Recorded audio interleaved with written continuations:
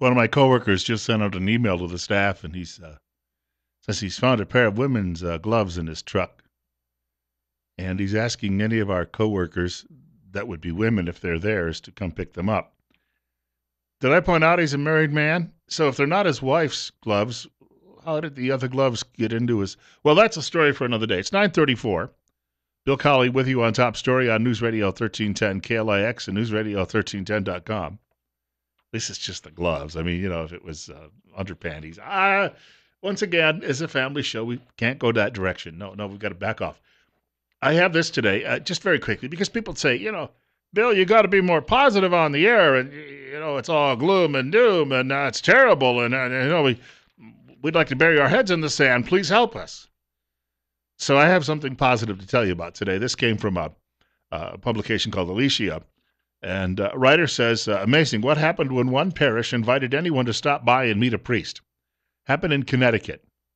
A pastor of a church there decided to put out an ad. He put out an ad, and it said, you got troubles in your life, or you questions, or just anything you'd like to share with me, and, even if you're not a regular churchgoer, please feel free to come by and say hi to me, meet with me. I'll take some time to talk with you.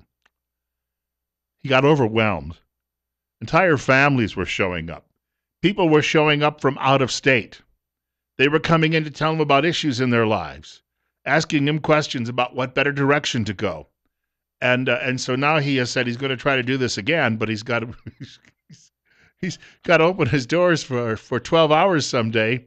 And in order to handle the crush of people, he's got to go recruit other priests. So he's got to go drag them out of the liquor store or wherever they happen to be to come in and join him in this particular situation. And so there's a Q&A with him about how he stumbled upon the idea to do this. And he just thought, you know what?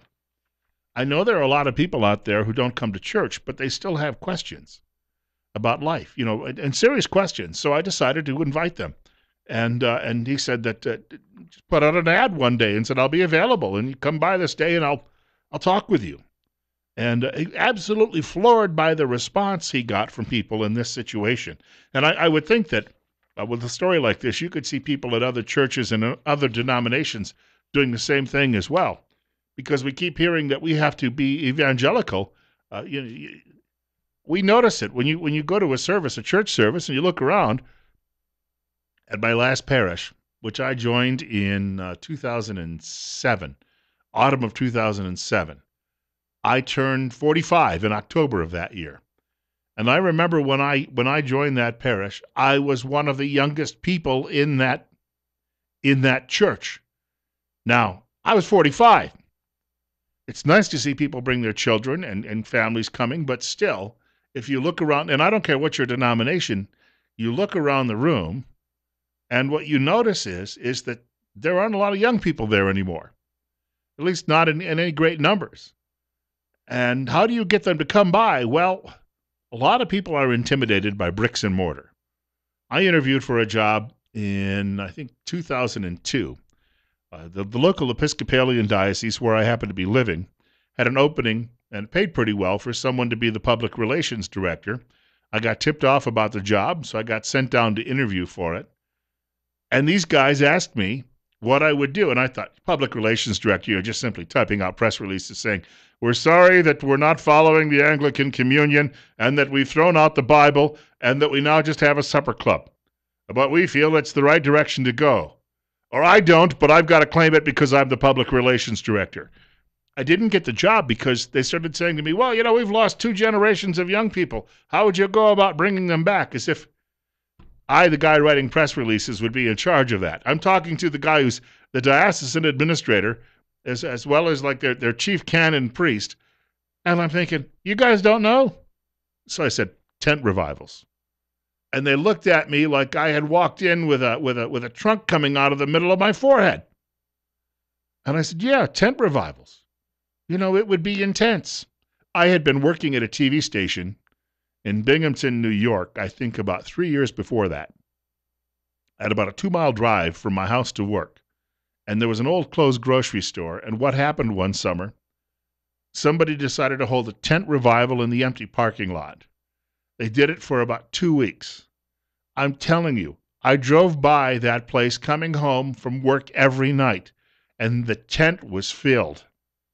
People in the neighborhood who looking to maybe just cool off, go somewhere where they could sit in the shade. I don't know. But when I would drive by, there would be people there, and every seat would be filled, and there would be people mingling around who couldn't get chairs. For 2 weeks, this went on. Now, why did they go there? Well, because it was more welcoming and less intimidating than having to walk through those big oak doors and then walk into that great big building, oftentimes smaller buildings, but still, that can be intimidating. And you feel, I'm going to have to sit here in the back and I'm going to be judged. And then as soon as I get here, people are leaping over seats, greeting me, and I don't want to be greeted. But they're told to come greet me. And so, how do I deal with all of this? Well, I told these Episcopalians tent revivals. Plus, most of their big old bricks and mortar buildings were empty by that point anyway, and they were selling them off to dance clubs. And they just refused to acknowledge that they might have a problem.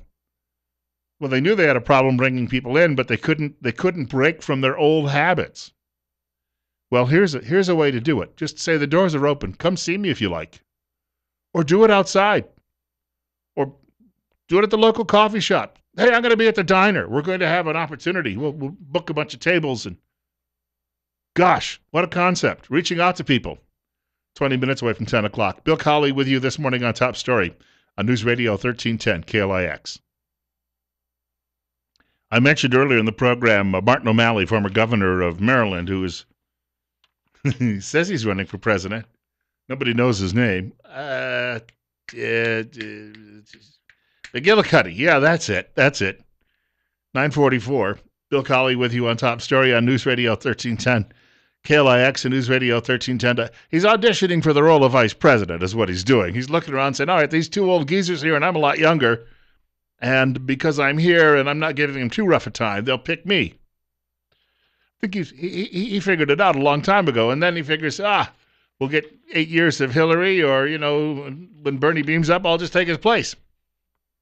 Not that we're wishing that on anyone. I'm just sharing with you. This is how political minds often think. They're thinking about opportunity. And he was talking during the debate last night about guns, saying, well, who needs an AR-15 to go deer hunting?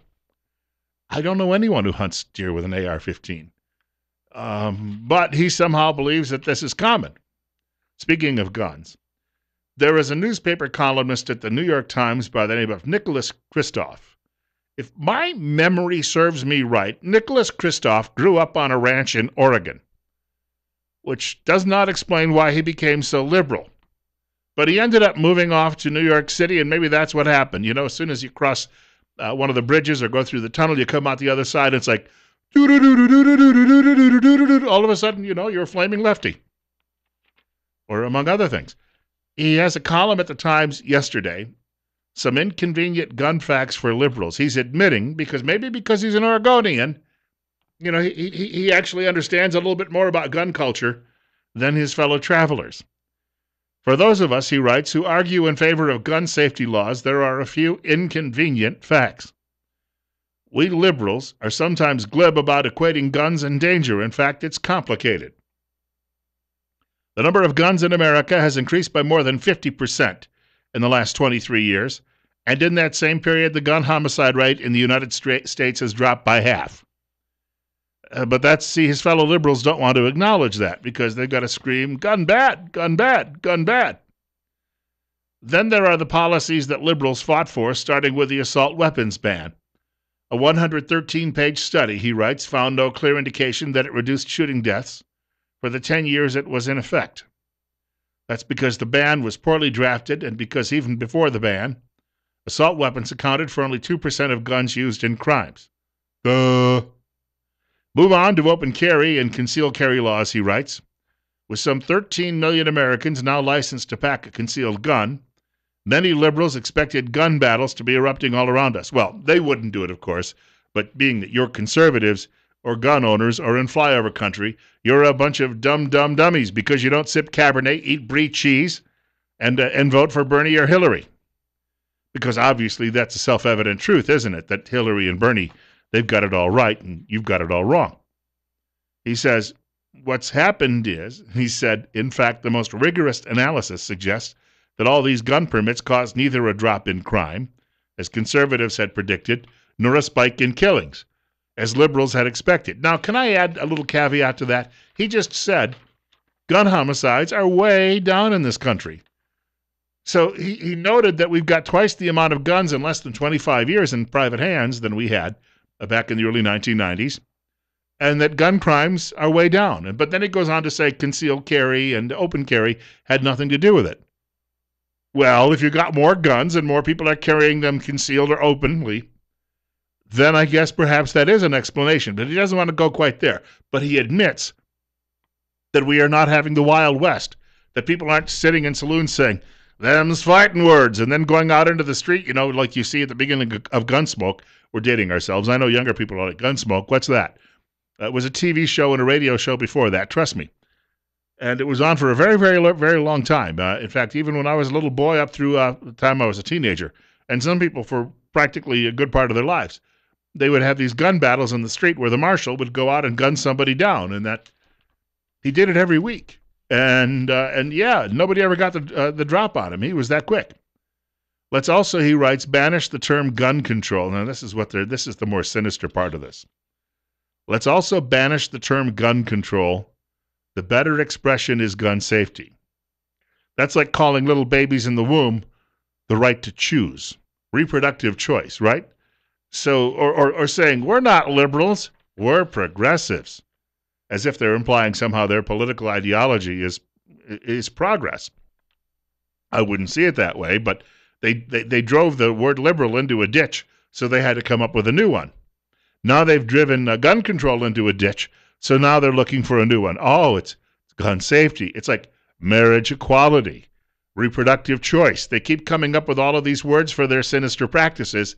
So if they use it often enough, and of course his fellow travelers will adopt these words, then all of a sudden, comprehensive immigration reform. You see, then it doesn't sound so bad. Oh, everybody's for comprehensive reform. Yeah, reform is good, yeah. He also went on to mention, he said that in his current home state of New York, where he used to, of course, be a member of the Oregonian class, he says that they all believed that if they would limit magazines to less than 7 rounds, that they would have solved the problem. And then it dawned on them that what they were talking about, magazines and rounds, 7 rounds, nothing like this actually existed. So they propose all of these foolish laws about things they don't understand, and then they don't get anywhere with it. And then they turn around and say, well, if we just change the name, instead of calling it kicking down your door and taking away your firearms, we'll say it's good for you, that you'll go along with it, and that the majority of the American people will then be convinced to buy into this by just fudging what they actually mean. 10 minutes away. Is that how, for all of you lefties out there who troll the program on a daily basis, is that how you really think? Do you think that you've got to, do everything through subterfuge? I mean, obviously you don't believe in God, so telling a lie or a fib or a little white lie or changing the name of something to mean something else, since you don't believe there will be any punishment for you in the afterlife, that you will not be burning in hell for eternity for being such a bald-faced liar, I guess you think it's okay to take this approach. And yet somehow you go around claiming that you have the moral high ground. How can any bald-faced liar actually make that claim? Please, if you're a leftist who's out there currently telling a lie and spreading mistruths, feel free to give me a call. The telephone number, 736-0300. That's 736-0300. And I'm sure that you can be able to give me a really good, reasonable excuse. Isn't it called like dimitude, where a Muslim who wants to, of course, rape your daughter, and I'm not saying all Muslims want to rape your daughter. We've got to qualify that. Otherwise, we'll sound like Donald Trump when he said, some of them are killers and rapists. Not all, but some.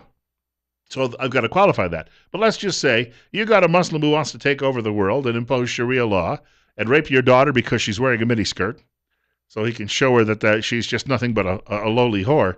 Let's just say he wants to do all of that.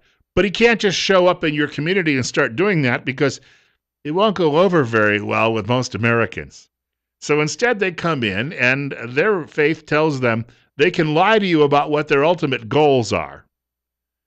That's okay, because then, therefore, they can lull you into a sense of political correctness and then slowly take over, ruin your culture, and absorb it. And then the next thing you know, all of your women in your family are walking around in something called a burqa, and you have to toe the line, and if you end up smoking a cigarette in public, you'll get killed too as well. That's actually what ISIS is doing. They're killing guys who are impure. Some of their fighters who've been spotted smoking cigarettes have been executed. They actually took some of their guys who abandoned the city of Mosul, and when they came home, they were told, well, you weren't supposed to flee. You were supposed to stand and die.